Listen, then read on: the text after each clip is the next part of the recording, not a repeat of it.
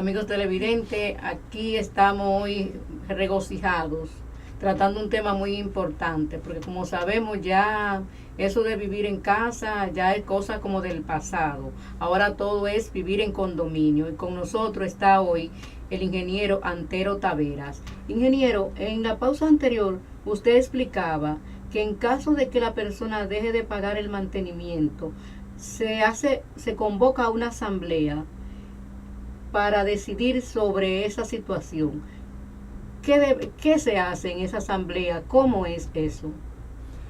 Bueno, una asamblea, lo primero es que el administrador debe convocar una asamblea conforme lo establece el reglamento. Esa asamblea debe ¿El de reglamento? ¿Cuál reglamento?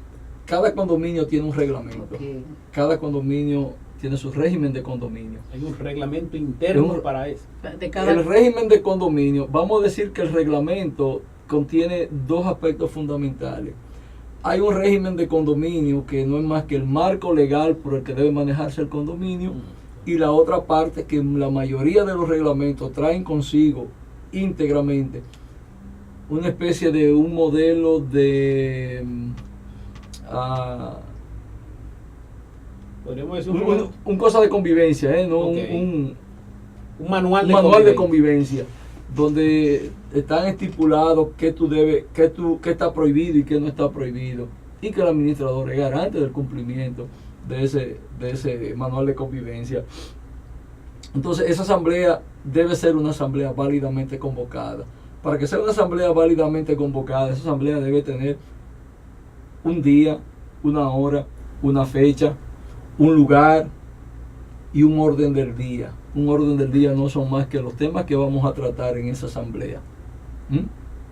Esa asamblea, una vez está convocada la asamblea, llegó la hora de la convocatoria, se debe de escoger un presidente de asamblea. Generalmente los reglamentos establecen que sea la persona de mayor edad, y si no, puede ser una persona, un propietario cualquiera, y el administrador va a hacer la función de secretario de la asamblea.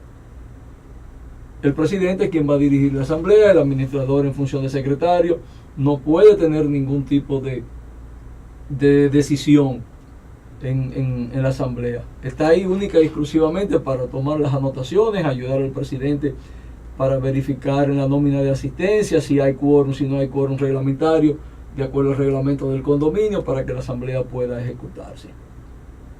Entonces, esa asamblea, con su orden del día, se inicia a la hora que se planificó y que se estableció, y comienzan a desarrollarse los temas, a discutirse los temas, y posteriormente entonces la misma asamblea aprueba o desaprueba tales o cuales consideraciones de los temas que estén en el orden del día.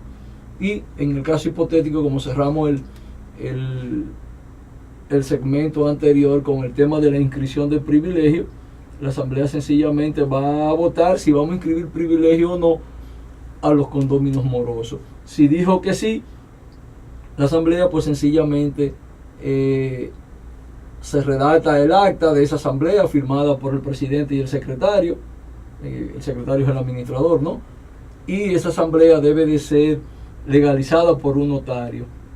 Y una vez esté legalizada por el notario, se constituye título suficiente para la inscripción del privilegio, se deposita eso en el registro de título, inmediatamente ya usted tiene el privilegio inscrito.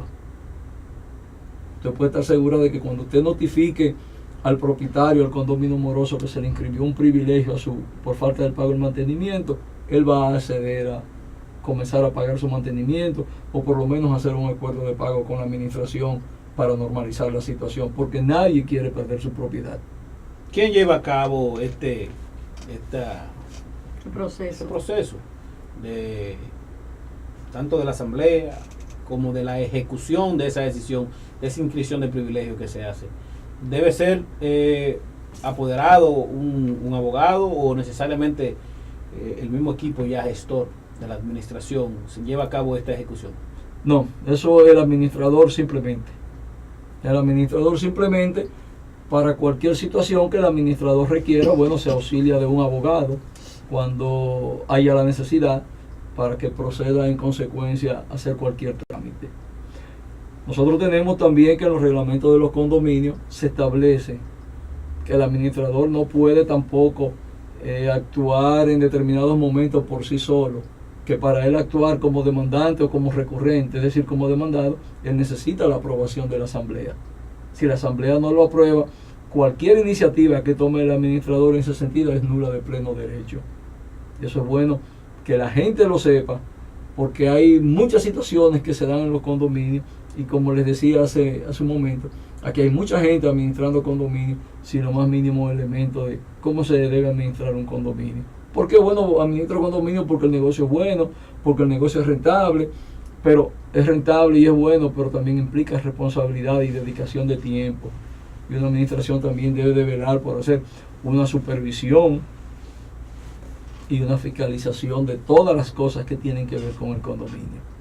Se hace un cuesta arriba, porque cuando hablamos de un condominio, estamos hablando de un propietario de ese terreno. Todos son propietarios del mismo terreno.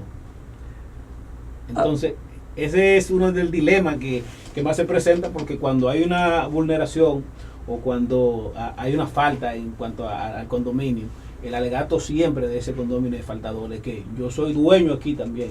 Esto es mío, esto lo compré yo con mi cuarto. No con el dinero, no, fue con su cuarto. Es así, pero él tiene que entender que su derecho termina donde empieza el derecho de los demás y el administrador los representa a todos. Entonces, en la medida en que un condominio no paga su mantenimiento, sencillamente lo que está haciendo es burlándose del otro condominio que también es propietario igual que él. Y por suerte que tenemos un marco legal que nos permite a nosotros manejarnos, que nos permite a nosotros dirigir las actuaciones hacia donde nosotros debemos de encaminarlas. Por eso, bajo ese marco legal, aunque él se sienta guapito, él debe de acatar ese marco legal.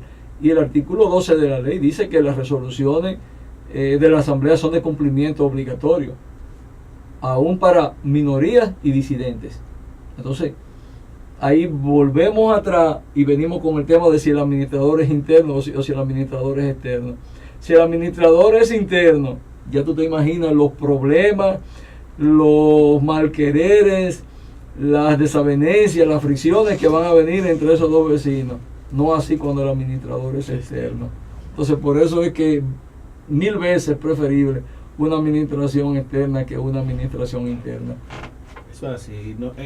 Hay un tema muy penoso, lamentable, que frecuentemente vemos en los condominios, por el cual se han perdido vidas, y es el tema de los parqueos. El tema de los parqueos, en el que el vecino tiene una actividad y llegaron unos amigos, unos invitados y ocuparon el espacio del parqueo de uno de los condóminos, o el condominio que tiene unos cuantos vehículos y que utilizó un espacio sin la autorización del otro. ¿Qué se ha regulado este asunto, este tema con relación al uso de esa propiedad? Mira, el tema de los estacionamientos, cada apartamento tiene uno o dos, tal vez tres, si el constructor le vendió un parqueo adicional, si lo hubo en el proyecto.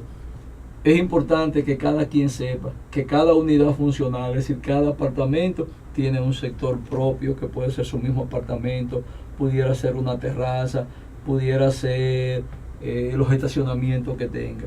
Y que se sepa que esos sectores propios, que son los estacionamientos, son exclusivamente de ese apartamento. Esos estacionamientos también tienen títulos. Entonces, como tienen también sus títulos, porque en la unidad funcional está descrito y se hace constar, entonces eso es exclusivo de ese apartamento.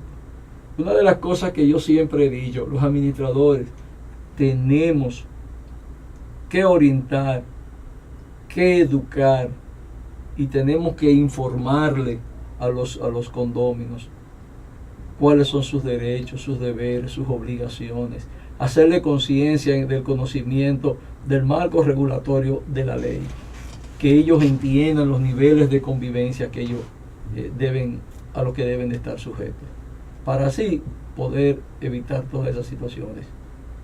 Hablamos de convivencia y hablamos precisamente de un tema todavía un poco más conflictivo. Yo, dueño de apartamento con adolescentes que le encanta escuchar música con un sonido estruendoso. Este es un tema que a diario nosotros lo vemos, se critica. ¿Cuál es la sanción que puede tener aquel condominio que no acata esa orden de que debe convivir en un espacio de armonía, de paz, de que esa música afecta al otro condominio?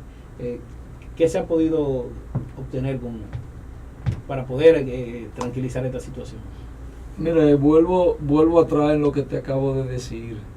Tenemos que educar al condominio para que el condominio entienda que su derecho termina donde empieza el mío, y que entienda también de que la única forma de usted ganarse el respeto es usted respetando.